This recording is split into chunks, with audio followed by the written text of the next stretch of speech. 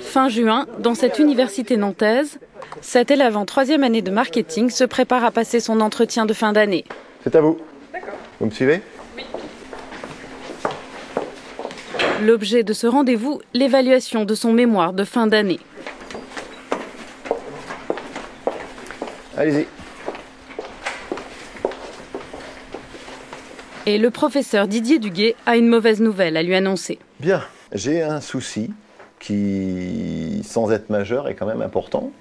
C'est un pourcentage d'informations que je retrouve dans votre mémoire et que je retrouve grâce à notre logiciel anti-plagiat dont je vous avais parlé, que je retrouve sur Internet ou dans diverses sources externes. Je vais reprendre votre document.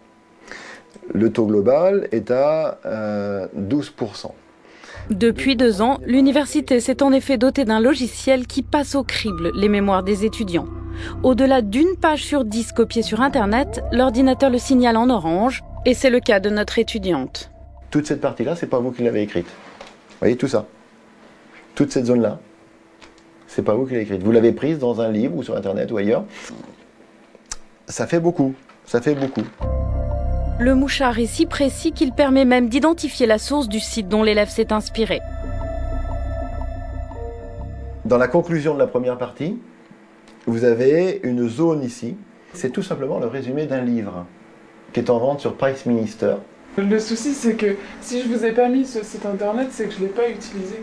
Peut-être que j'ai mal présenté ma bibliographie ou mal cité mes sources. Oui. Mais j'ai certainement pas fait de copier-coller. Si, c'est du copier-coller. Si, vous avez pris de l'information et vous l'avez recopié. Non. Ben si. Non. Ben pourquoi je retrouve la même chose sur Internet que ce que vous avez, vous, dans votre document? Mais je peux pas vous le dire, mais je vous assure que j'ai pas fait de copier-coller. On retrouve des sources identiques. L'étudiante a beau se justifier, elle ne convainc pas. La preuve apportée par le logiciel est infaillible. Il repère sur Internet les passages identiques à ceux de l'élève et les signale en rose. Et donc, mon logiciel me permet de mettre l'un en face de l'autre.